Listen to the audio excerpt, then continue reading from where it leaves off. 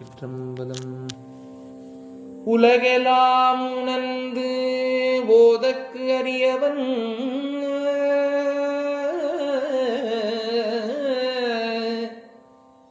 நிலவுலாவிய நீர்மலிவேணியன்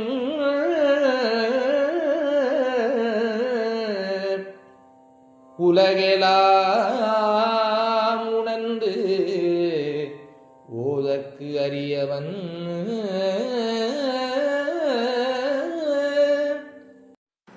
குலம் தரும் செல்வம் தந்திடும்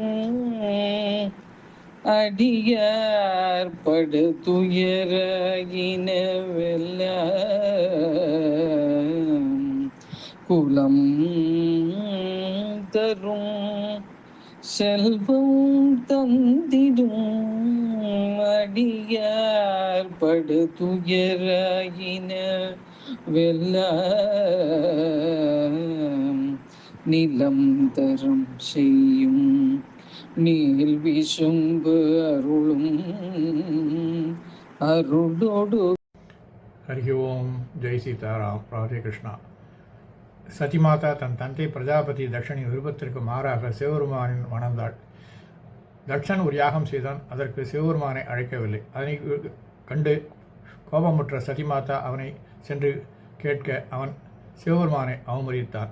அந்த கோபத்தில் சதிமாதா அங்கேயே அந்த யாகத்தீயில் விழுந்து தன்னை மாய்த்து கொண்டாள். அழைப்பின்றி சென்ற மாதாவின் அந்த நிலையை கண்டு சதிமாதா உடலை எடுத்து கொடிய தாண்டவத்தை நிகழ்த்தினார் சிவபெருமான். உலகை பேரவிலிருந்து காப்பாற்றுவதற்காக விஷ்ணு பகவான் தனது சுதர்சன சக்கரத்தால் சதிமாதாவின் உடலை சிவனிடமிருந்து பிரித்தார். சதிமாதாவின் உடல் 51 பாகங்களாக வெட்டப்பட்டது. அந்த உடல் பாகங்கள் விழுந்த ஒவ்வொரு இடத்திலும் ஒரு சக்தி பீடம் உருவானது. இவ்வாறு விழுந்த இடங்கள் சக்தி பீடங்களான இடங்கள் பத்ரகாளி என்கின்ற சக்தி பீடத்தில் அவருடைய சதிமாதாவின் கணுக்கால் விழுந்த பகுதி என்று சொல்லப்படுகின்றது. சாவித்திரி சக்தி பீட கோயிலில் கருவறையில் ஆடைகள் மற்றும் ஆவரணங்களால் அழகாக அலங்கரிக்கப்பட்ட மாதா பத்ரகாளி திருவுருவச் சிலையை காணலாம். கருவறையின் வாசலில் சதிமாதாவின் விழுந்த கொம்பை குறிக்கும் வகையில் ஒரு உலோக கணுக்கால் வைக்கப்பட்டிருக்கின்றது. கருவறையில் மாதா சரஸ்வதி, மாதா காயத்ரி மற்றும் பிறரின் மும்மூர்த்திகளும் உள்ளன. அருகிலுள்ள அறையில் சீதா, ராமர் மற்றும் ராதாகிருஷ்ணர் போன்ற அவதாரங்களின் மூர்த்திகளை காணலாம். கோவிலின் முதல் மாடியில் ஒரு சிவலிங்கம் பிரதிஷ்டை செய்யப்பட்டிருக்கிறது. மேலும் கருடின் மீது அமர்ந்திருக்கும் விஷ்ணு பகவான் தனது சுதர்சன சக்கரத்துடன் இருப்பது சதிமாதாவின் உடலை தாங்கியிருக்கும் சிவபெருமான சிலைகளும் அங்கங்கே காணப்படுகின்றது. நவராத்திரி மற்றும் மகா சிவராத்திரி ஆகிய இங்கே கொண்டாடப்படும் முக்கிய பண்டிகைகளாகும். மார்ச் 1 முதல் நவம்பர் 15 வரை காலை 5:30 மணி முதல் இரவு 8:30 மணி வரையிலும், நவம்பர் 16 முதல் பிப்ரவரி 28 வரை காலை 6 மணி முதல் மாலை 7:30 மணி வரையும் இந்த திருக்கோயில் திறந்திருக்கும். இந்த சக்தி விடத்தை அடைவது எப்படி என்றால், கோயிலிருந்து சுமார் 3 கிலோமீட்டர் தொலைவில் அமைந்துள்ள குருக்ஷேத்ரா சந்திப்பு தான் மிக அருகிலுள்ள ரயில் நிலையம். சண்டிகர் விமான நிலையம் கோயிலிருந்து சுமார் 92 கிலோமீட்டர் தொலைவில் அமைந்திருக்கிறது. டெல்லி விமான நிலையத்திலிருந்து சுமார் 180 கிலோமீட்டர் தொலைவில் அமைந்திருக்கின்றது. வாருங்கள் நண்பர்களே, இந்த திருக்கோயிலை அவசியம் தரிசிப்பீர்கள் என்று நம்புகின்றேன். நன்றி, வணக்கம்.